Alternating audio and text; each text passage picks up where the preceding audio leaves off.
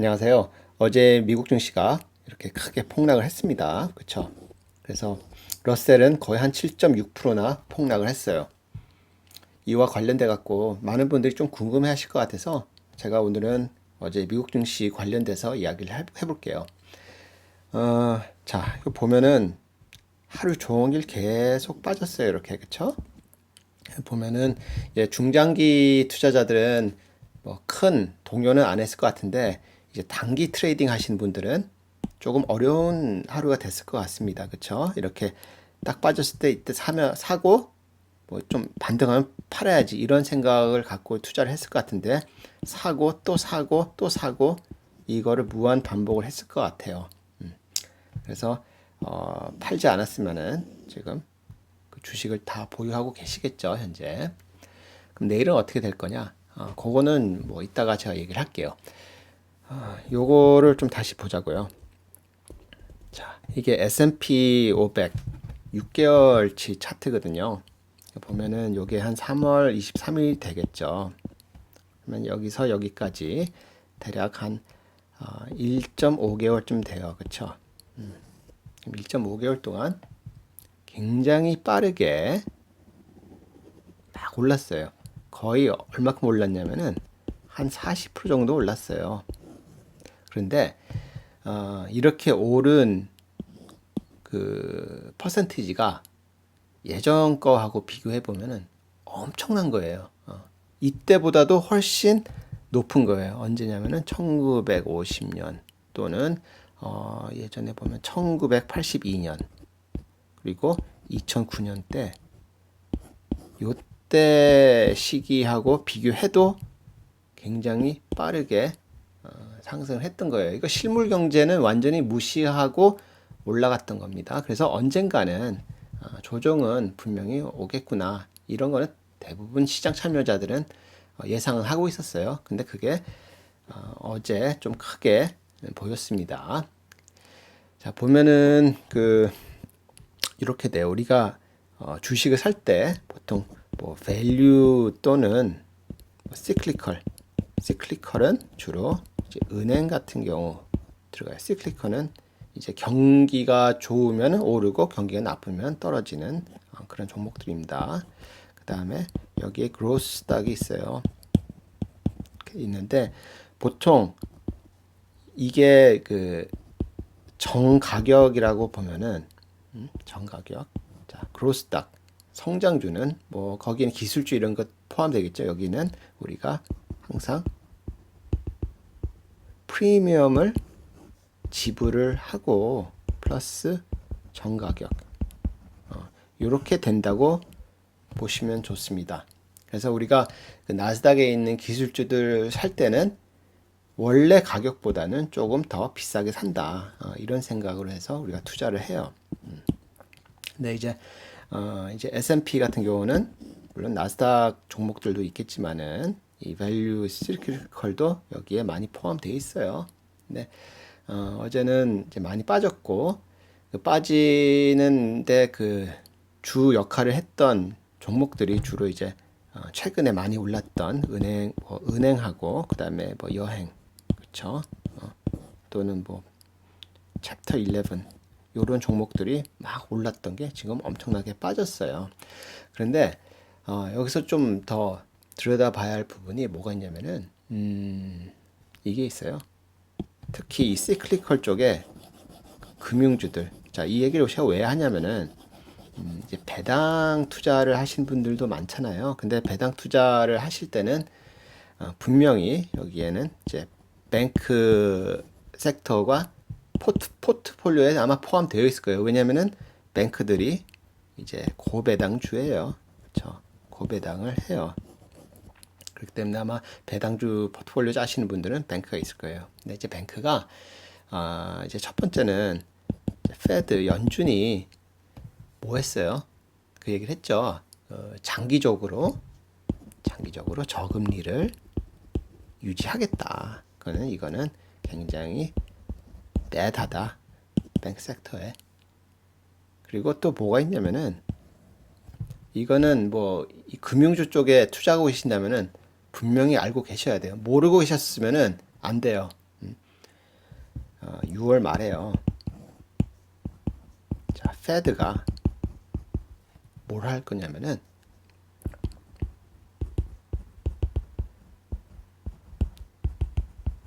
자, 뱅크 스트레스 테스트를 할 거예요. 자, 어떤 굉장히 안 좋은 악 환경을 딱 주고는 이제 스트레스 테스트를 하는 거죠. 은행들이 이걸 버틸 수 있나. 그런데 이때 이거 중요해요. 이때 여기서 어떤 은행들은 통과, 어디는 뭐 fail 이렇게 나오겠죠. 그러면은 지금 fail 날 경우는 페드가 분명히 이제 배당금 지급을 정지하라고 아마 은행들, 요 fail한 은행들한테 얘기를 할 겁니다. 그리고 이런 통과한 뱅크들한테는 어떻게 통과해야 될지는 모르겠지만은 이 배당금에 대해서 내부적으로 한번 좀 검토해라. 좀 뭐 인하하는 방향을 뭐 이런 얘기가 나올 수도 있어요.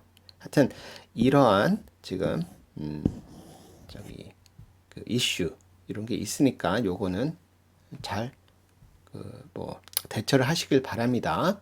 그래서 요런 게 좀 있고요. 그 다음에 요거 다시 S&P 500 차트를 좀 갖고 왔어요. 여기에 제가 빅스, 그 다음에 10년물, 채권, 요 차트를 좀 갖고 왔어요. 오늘은 이제 차트를 갖고 이제 말씀을 드리는 거예요. 이제 차트 분석하는 건 아닙니다. 제가 차트 분석을 못하기 때문에 그 분야는 뭐 다른 분 유튜브를 보시든지 하시면 될 것 같아요.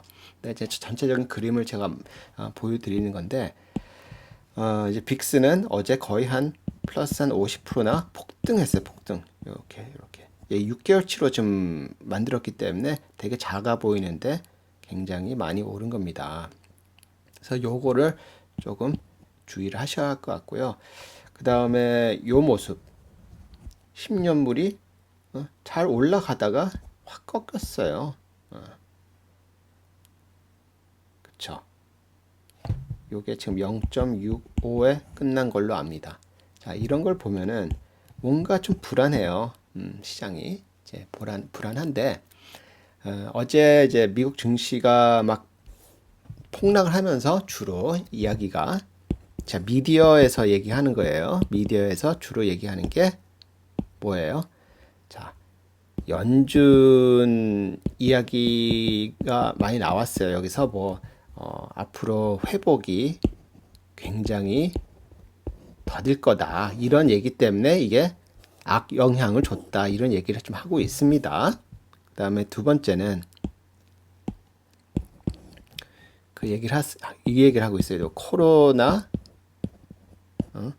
2차 감염 이런 거 세컨드 웨이브 이런 얘기를 좀 하고 있어요. 요거 갖고도 이래서 이렇게 빠졌다 얘기를 하고 있습니다. 아마 국내 뉴스도 이런 걸 또 인용해 갖고 똑같이 이런 얘기를 하고 있을 거예요. 근데 제가 이 얘기를 하고자 이 얘기를 하는 거 아니에요. 그쵸? 이 얘기를 뭐 보고 싶으면 그냥 그 기사를 보면 되잖아요. 그쵸? 자, 다른 걸 좀 말씀드릴게요. 저는 이런 거는 그냥 표면적으로 이런 것 때문에 이렇게 됐다 이렇게 얘기하는 것 같고 실제로는 저는 이렇게 좀 보고 있어요. DC면은 뭐죠? 자, 미국 정부예요. 미국 정부. 자, DC에 지금 여기에는 뭐 저기 미국 민주당이 있을 거고 그다음에 공화당이 있겠죠. 그 둘이 지금 막 뭔가 합의가 안 되고 있는 거예요. 무슨 얘기냐면은 예전에 그 3월 달에 그 스티뮬러스 3월인가요? 4월 달에 나왔죠. 이거 스티뮬러스 딱 나왔을 때 부양책 슈퍼 부양책 이때는 어땠어요? 둘 다 오케이. 둘 다 똑같은 그 선상에 있었어요. 다들 어그리를 하고 있었어요. 다들 동의를 하고 있었습니다. 얘도. 근데 지금은 이 두 번째 세컨드 스티뮬러스 관련돼 갖고 워싱턴이 약간 좀 갈리고 있다. 하나는 지금 이니퀄리티 그 평등 요런 부분 때문에 우리가 너나 할 것 없이 잘 이걸 이겨낼 수 있도록 우리가 지원을 해줘야 한다. 이런 한 팀이 있고 또 한 팀은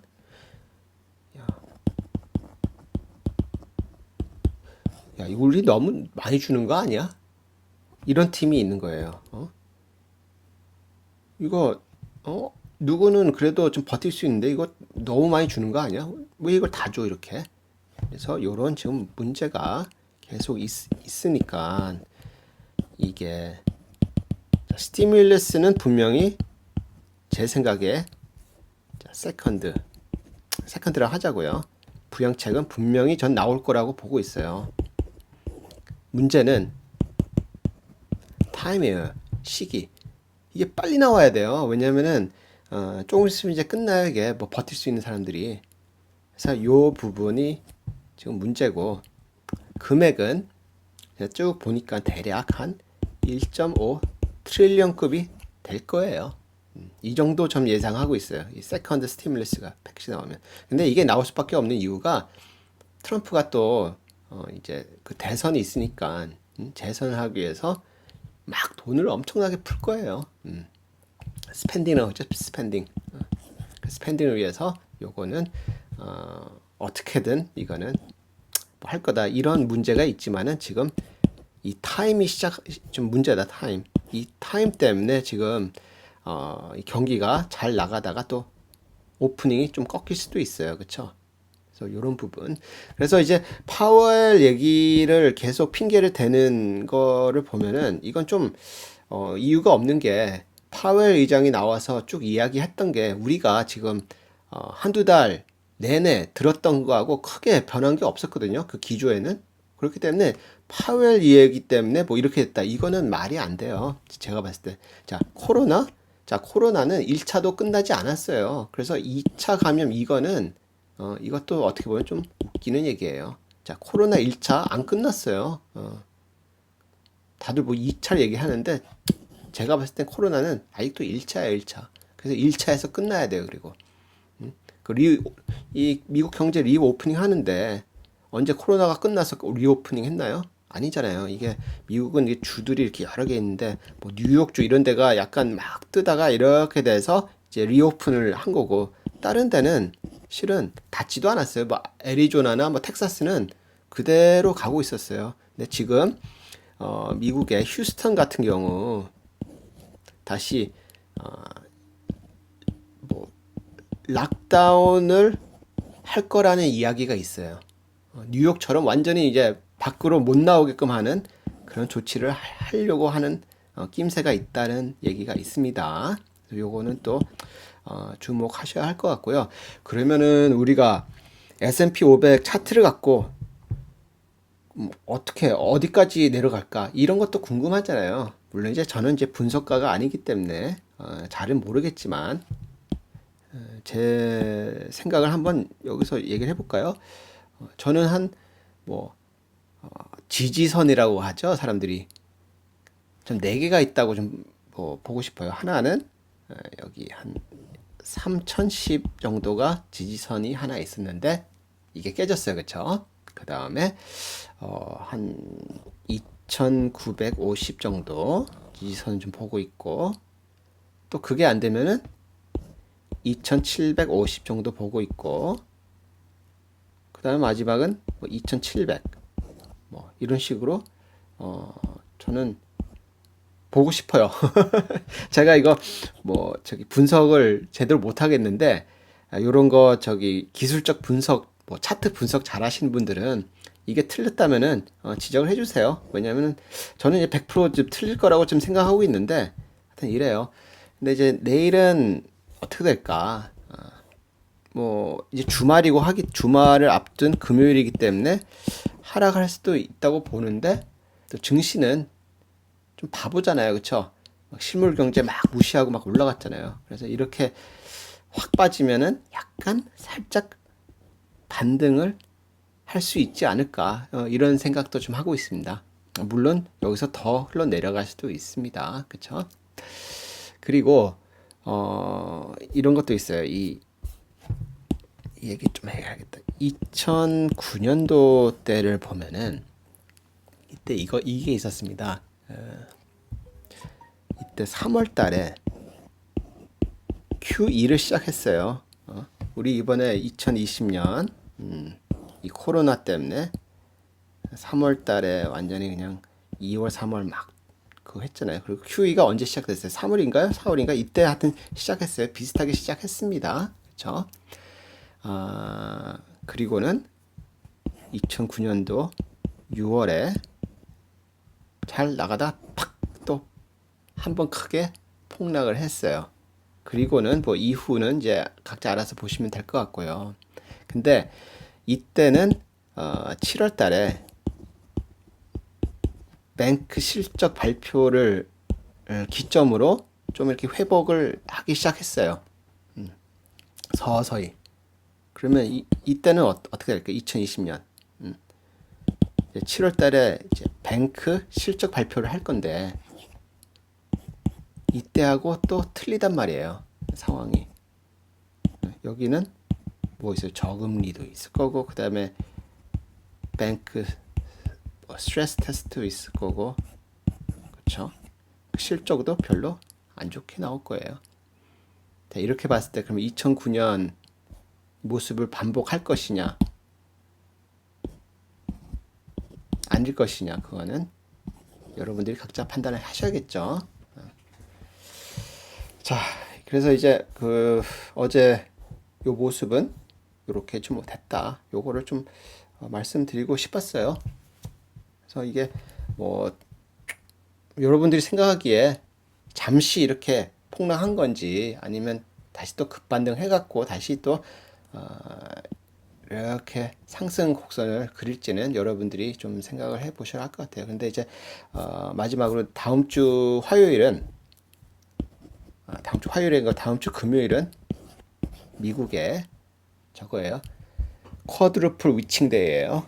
그래서 옵션, 선물 이런 게 다 만기가 돌아오는 시기인데 현재 환경에서는 다음 주까지는 변동성이 매우 클 거다. 굉장히 클 것 같아요. 쿼드루플 위칭 데이가 다음 주 금요일이기 때문에 그래서 변동성이 이렇게 클 때는 누구한테 유리해요? 단기 트레이딩 하시는 분들한테는 유리한 시간이 될 가능성이 큽니다. 그래서 요때 잘 하셔갖고 단기 트레이딩 하시는 분들은 큰 돈 버시길 바랍니다. 저같이 중장기로 뭐 인베스팅을 하는 사람들은 큰 재미를 보지 못하겠지만 영상 여기서 마치도록 하겠습니다. 감사합니다.